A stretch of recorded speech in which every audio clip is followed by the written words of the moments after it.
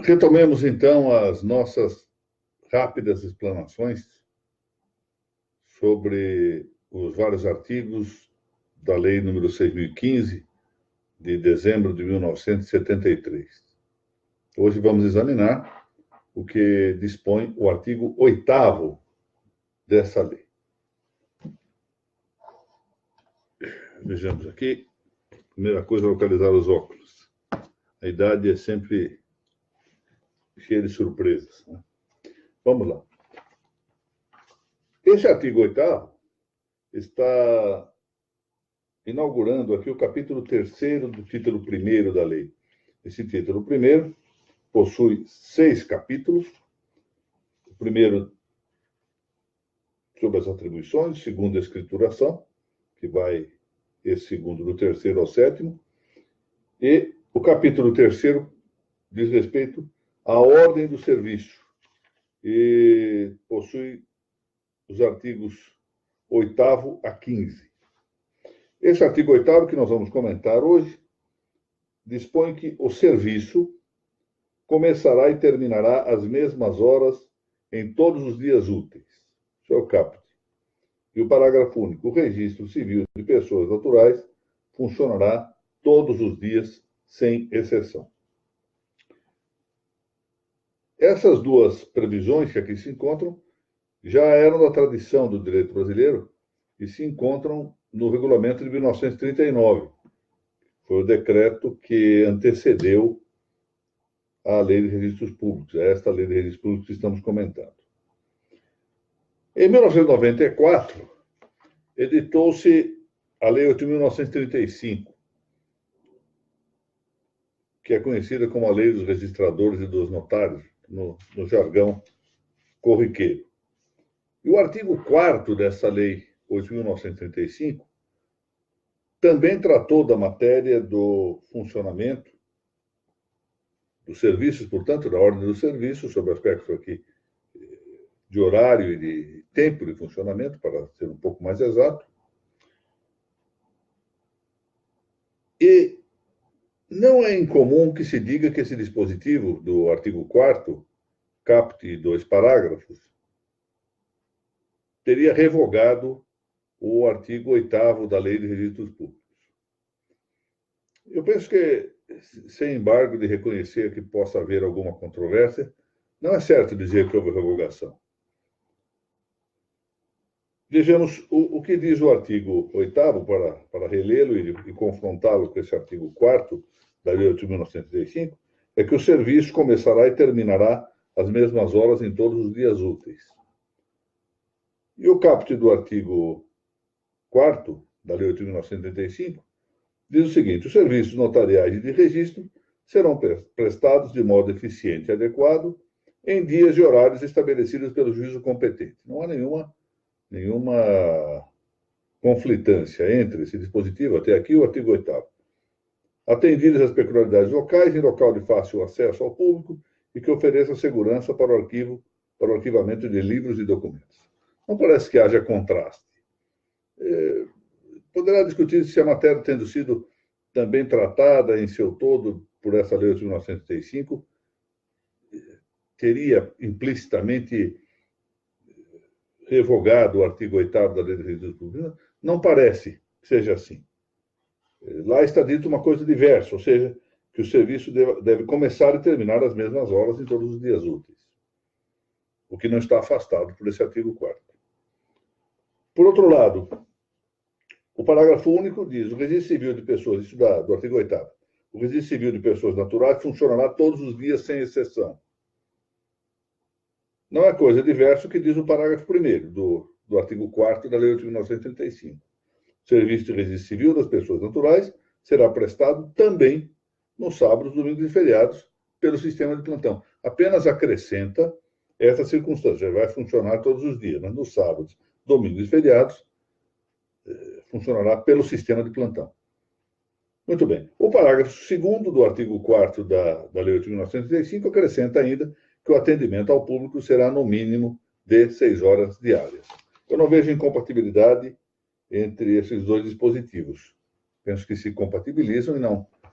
A minha opinião é de que não são, enfim, objeto de confrontação e, portanto, tal que nós poderíamos nos valer da circunstância de do artigo 4º da Lei de 1935 ser posterior ao artigo 8º da Lei de 2015 e, portanto, ter operado uma revogação referentemente a esse dispositivo.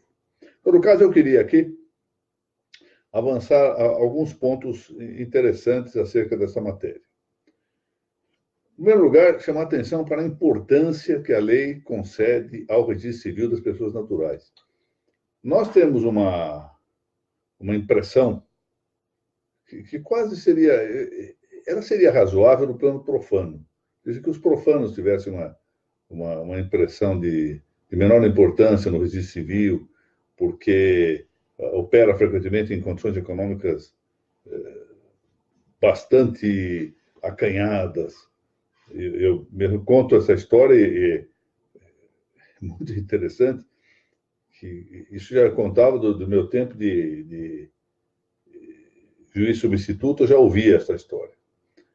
A de um cartório do interior de São Paulo, também nem sei se isso é verdade, mas enfim, se falava, em que o juiz, ao fazer uma visita correcional, deparou ali com tamanha situação de miséria econômica de apresentação, que determinou o imediato fechamento do cartório e comunicou à Corregedoria Geral de São Paulo. No dia seguinte, recebeu um telefonema bravo da Corregedoria, mandando ir lá pedir desculpa para coisa que vale, né? Para o oficial, uma vez que ninguém queria ficar com aquilo. O oficial fazia aquilo por pura honra, para prestar um serviço mais do que gratuito, ele pagava para ser oficial do registro civil. E a situação do registro civil, então, desse aspecto, com esse detrimento econômico, com a falta, confesso isso com certo pesar, com a falta da devida prudência legislativa e governativa, que deveria reconhecer a importância desses serviços e fazer com que ali houvesse uma retribuição pela tarefa prestada de maneira adequada. Isso, então, digamos que poderia levar a uma visão profana da menor importância desses registros, desta classe dos registros. Mas o problema é que também entre os profissionais do direito, os juristas, é comum esta visão quase como que se tratando ali na linguagem popular de um primo pobre dos registros. E porque economicamente ele não apresenta pujança. Se não apresenta pujança, volto a dizer, no meu modo de entender e com todo respeito, por uma imprudência governativa e legislativa, por não receber aquilo que os serviços exigem, ou seja, por isso ele é tratado como um registro de menor importância. Mas para se ver exatamente o contrário, é o registro que tem que ficar aberto todos os dias, porque é o registro que atende a cidadania. E aí vem exatamente esta referência que eu quero fazer. Não havia necessidade, aliás, é altamente inconveniente, de estender o serviço dos registros para outras coisas, de torná-lo artificialmente, em vez de propriamente o ofício da cidadania, que ele já é ao prestar os serviços registrais propriamente ditos, colocá-lo a servir burocraticamente a outras entidades, transformá-lo, enfim, em uma repartição pública, a prestar serviço.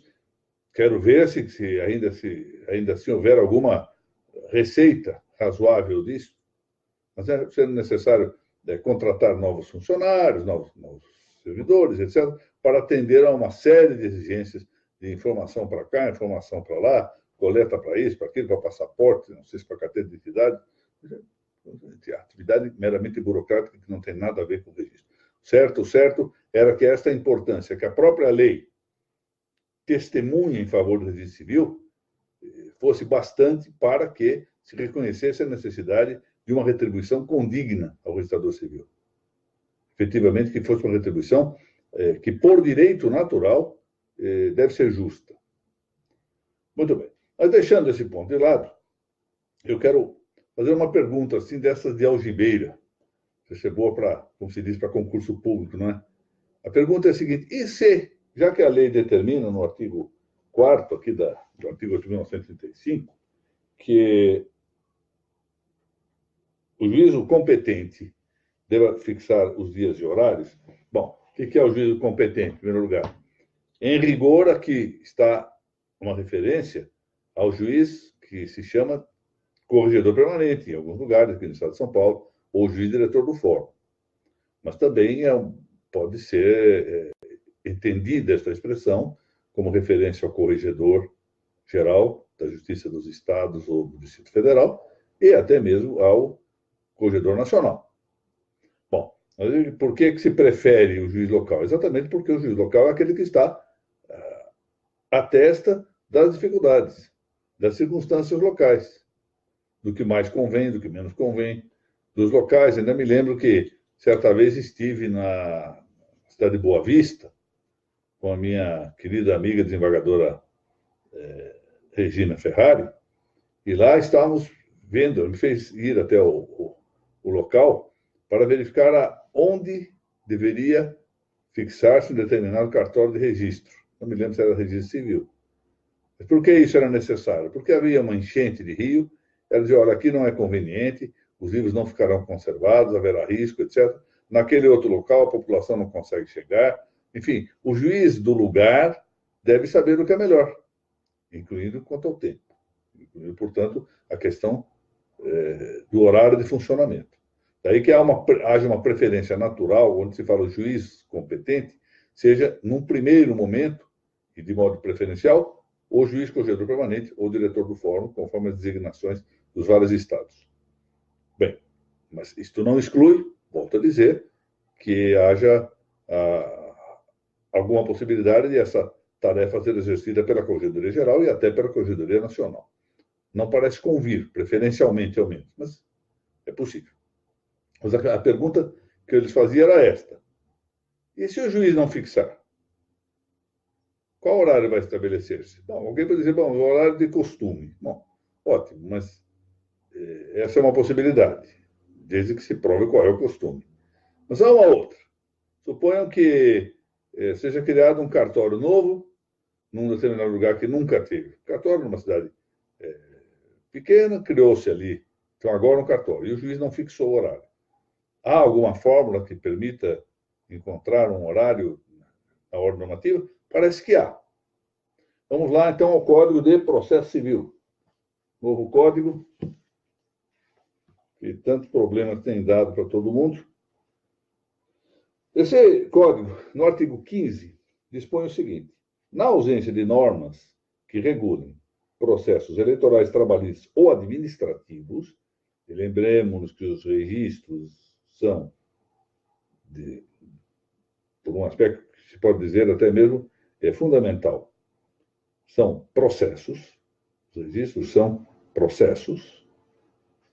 As disposições deste Código de Processo Civil lhes serão aplicadas supletiva e subsidiariamente. Portanto, na ausência de normas, que é o caso específico, não houve atuação de uma norma, na nossa hipótese, do artigo 4º da Lei de 1935, então vamos aplicar de maneira supletiva e subsidiária o Código de Processo Civil, de acordo com o que dispõe o artigo 15. E aí vamos lá ao artigo 212 deste mesmo Código, que diz o seguinte: os atos processuais, e pois essa matéria deve abranger todos os atos dos processos, não só o processo civil, mas processo trabalhista, processo eleitoral, e os administrativos, de que fazem parte os atos registrários, serão realizados em dias úteis, das 6 às 20 horas. Está aqui o horário, das 6 às 20 horas. Se não houver uma fixação, não é irrazoável, por mais que seja muito largo esse período,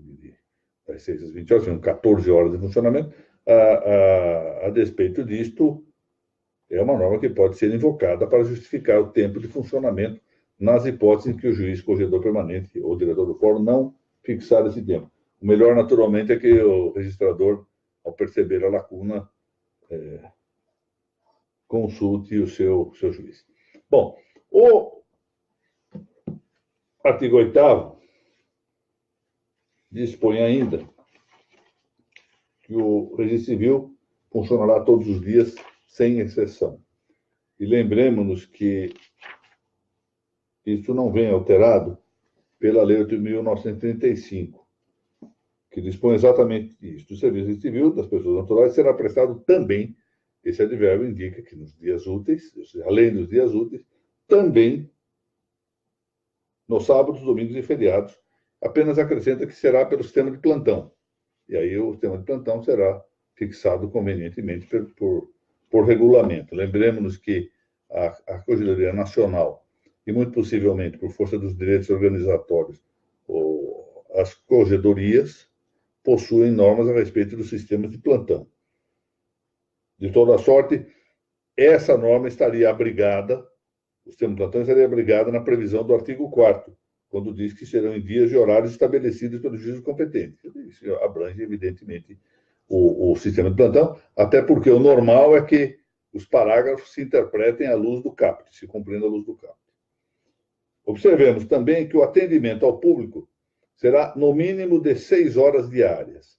Atenção que esta norma é muito interessante para não só fixar o prazo do atendimento ao público, mas observar que é possível distinguir, e em muitos casos é realmente distinguido até por previsões, determinações dos juízes, autoridades competentes, ou seja, as autoridades judiciais competentes, os juízes competentes, Corregedoria Permanente e Diretoria do Fórum, em dividir o trabalho dos registradores, o trabalho dos registros, em trabalho de atendimento ao público e trabalho interno. Ou seja, facilitando, ou seja, fazendo com que parte daqueles que ficam recebendo títulos no balcão, por exemplo, no registro de imóveis é muito frequente isso, ou seja, muita gente entregando títulos e envolvendo muitos funcionários, muitos servidores do cartório, trabalhando em contato com o público, possam ser deslocados para o trabalho interno, para ajudarem em tarefas propriamente ditas do processamento, depois no caso de imóveis, depois da apresentação do protocolo. Então, é possível dividir o serviço. Eles vão trabalhar 9 horas por dia, 8 horas por dia, ou às vezes, como em alguns cartórios se faz, ou seja, com funcionários trabalhando 8 horas, mas entrando em 2 períodos, o juiz autoriza esse trabalho, ou seja, autoriza que se faça o trabalho interno, por exemplo, das 8 da manhã ao meio-dia, e do meio-dia até às 6 da tarde, com atendimento ao público, ou em horários alternados, ou coisa assim. Ou seja, permitindo, pois, esta divisão entre atendimento público e funcionamento apenas interno, para melhor rendimento, conforme, evidentemente, as necessidades de cada cartório.